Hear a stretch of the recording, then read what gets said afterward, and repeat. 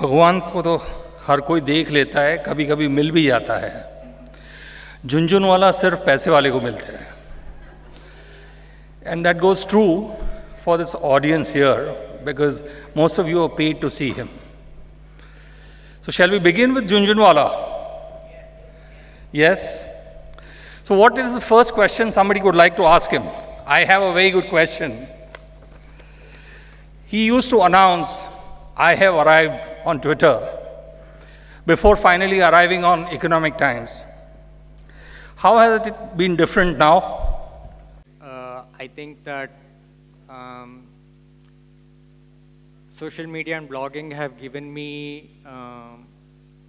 they've given me an exposure to a lot of opportunities which I don't think would have happened if I had continued with my life offline. I've always wanted to be a writer since I was 12 years old, and well, some of them are saying I still look 12 years old, but I always thought that I could write well, and I was confident that one day I could perhaps be published, but I don't think that opportunity would have come to me if not for blogging and social media and support that I have got from the people who follow me on Twitter and people who have given me exposure in the media, one of whom is Shrutijit KK, he's right now the editor of the Huffington Post, but 3 years back he was instrumental in making sure that I met the real Mr. Junjunwala, and after that a whole range of opportunities have opened up for me, and I'm very grateful and thankful for that. This session was basically designed as in we do a simultaneous interview. So I want to ask Mr. Anaggh, you're very well respected and adored. People use the hashtag Anaggh is God, and they do it to pull your leg and sometimes just to let you know how much you are liked. What I want to ask you is, how did this hashtag come about, and what goes through your head when you see it?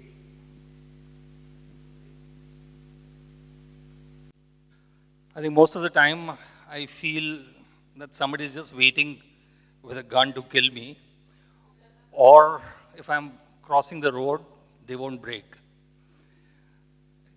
This came about, I think, in the or the beginning of Twitter years.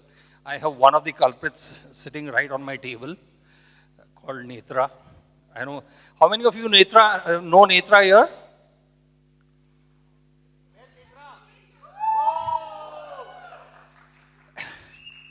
It had begun with some work we did for Goonj, where we collected some money on Twitter. That was the first crowdsourcing effect during Diwali. For everybody who wished us, there was a certain amount which was paid to Goonj. And a couple of co-conspirators with Netra, B50, who is Anupam Gupta, Nomad Wanderer, and Shakti, they sort of coined this hashtag in the pre-hashtag days. And somewhere it keeps, I think these days it is not very useful to use that, but to keep fingering me, they once in a while, all of them will use it. Okay. So, the second question that I have for you is that these days there's a lot of abuse online on Twitter. Personally, when somebody trolls and abuses me, I find that the best way to deal with that is basically find out where these people live and then go to their house and kill them in their sleep. I think that works beautifully well. What do you do when somebody trolls you and abuses you? I've been fortunate enough not to get trolled much. Because unlike you youngsters, I keep politics, religion, and sex at home.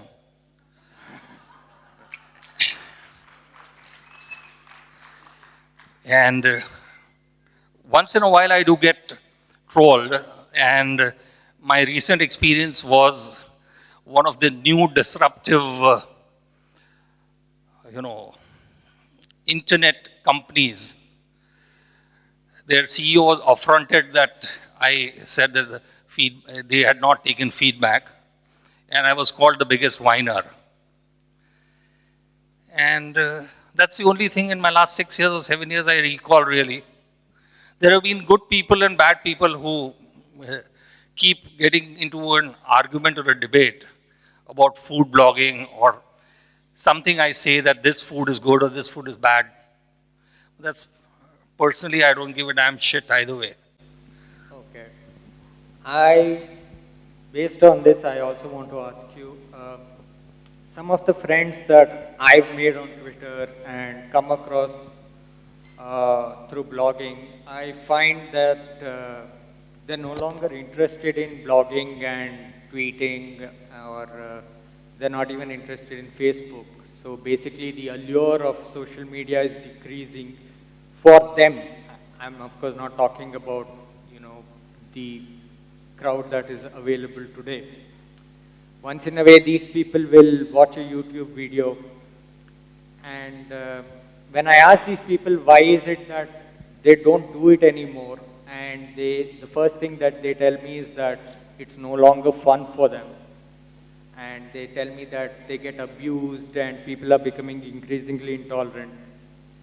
And they also turn the question around and they tell me that it's easy for people with more followers and who have achieved some sort of success, and for those people whose job and livelihood depends on it, to stay motivated to use social media.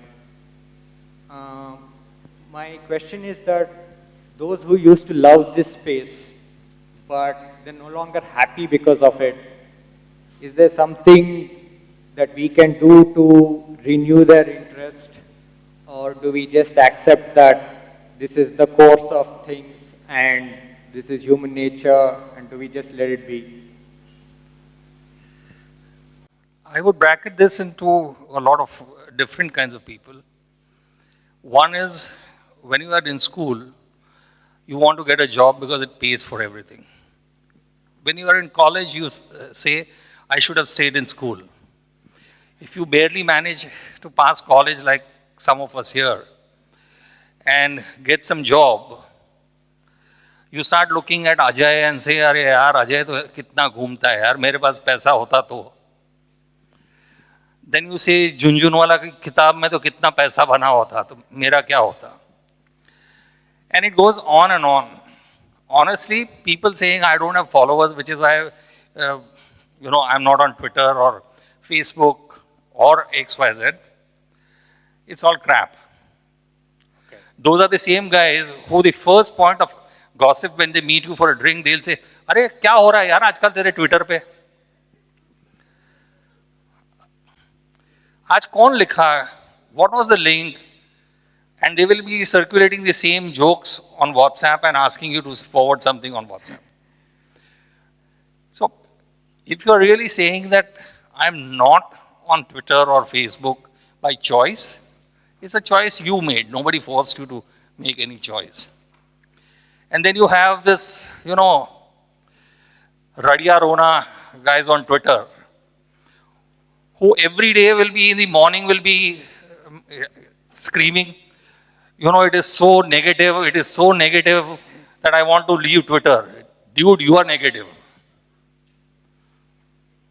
So, if you have people whom you interact with well, Twitter is just a channel of communication.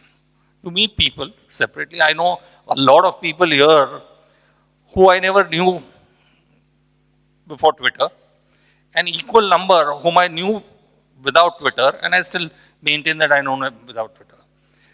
So, why do you youngsters make life so difficult here?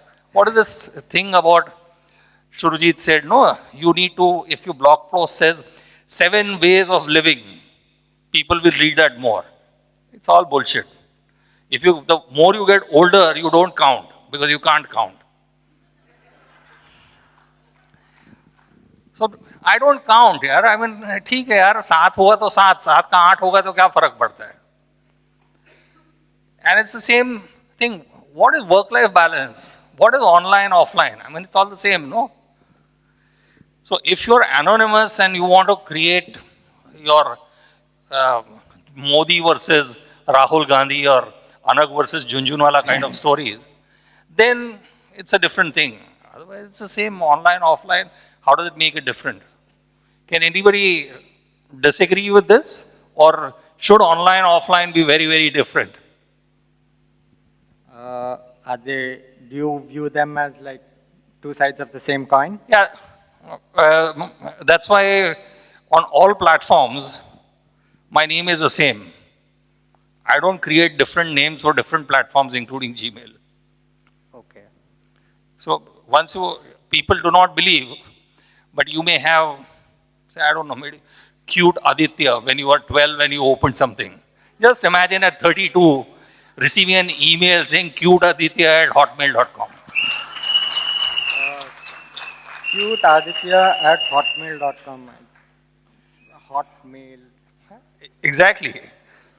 Both of them don't go with other, no? Where the girl is visualizing hot male and then she says cute Aditya, अरे तो छोटे भाई ऐसा होगा. Okay. No comment. Okay, I'm sure that you have come across this boss hashtag. तू ही पूछते रहेगा मैं तो सवाल ही नहीं हाँ पूछ रहा पूछे तेरे को. सर पूछे सॉरी वो क्या है कि भगवान दर्शन नहीं देते जब देते हैं तो बहुत प्रश्न पूछना पड़ता है. अच्छा, now this after this book writing and all that, how much money do we actually make? Let's just say after tax and the amount of money that's been spent on onions recently, not much. But it's at least given me some to invest in like some. No, I am asking on behalf of all of these because all these bloggers, you know, they believe कि 50 blog लिख लिया ना साल में तो मैं book भी लिखूंगा. I don't. बुक लिखना है तो पैसे के लिए मत लिखो unless you're Chetan Bhagat. But Okay, so what is your current going rate for brands? sorry. What is your current going rate for brands? What is the current going rate for brands? I don't know. We'll have to. I will tell you my going rate. Then you will tell me yours. No, I won't tell you mine because. Then the brands may not pay you that much. No, sir. As it is, government is very committed on bringing back black money from. Okay. Banks, So if I'm I not tell going you to my current going rate with brands, who else in this audience will share their rates with me?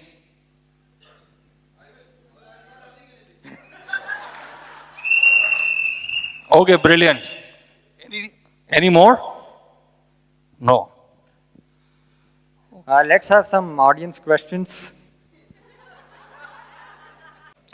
In fact, the question is to Anaggh. So many a times you have stated that bloggers, they write for money and everything. I completely agree with you. In fact, the end goal is that. But there are a lot of problems, which people face, during that, journey. And when you are starting, no one knows you. No one wants to give work to you. And then you keep writing. And one day, you get a brand who wants to use your services. What is your, perspective that what should the person base his, services price on? A very honest perspective. नौकरी लेने जाते हो तब पगार पूछते हो ना? बिल्कुल सर, बिल्कुल. उतना ही मिलता है? नहीं, उससे कम मिलेगा. हाँ, तो पूछने में क्या जाता है? क्या बात है दोस्त? And if it makes you feel better, First, here I can lay a bet that not more than 50% of the bloggers here are dedicated bloggers, right? All of them have a business or work somewhere and do passionate blogging, right? If you're nodding your head, if it's passion, why do you need money? I as somebody who's in the digital advertising business, my question to you is, when an agency or a client approaches you, what do you look for in the brief or in the conversation that will make you take up that particular assignment or project? What does it take to get a yes from Anaggh for a brand?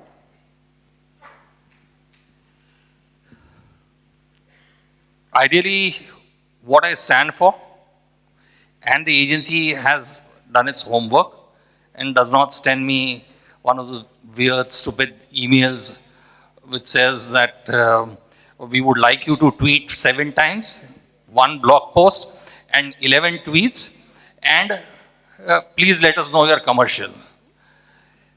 Honestly, if an agency writes a shitty email like this to me without doing a Google check, I don't feel it is worth my while even to talk to the agency. Number one. Number two is see if there is an ideal fit.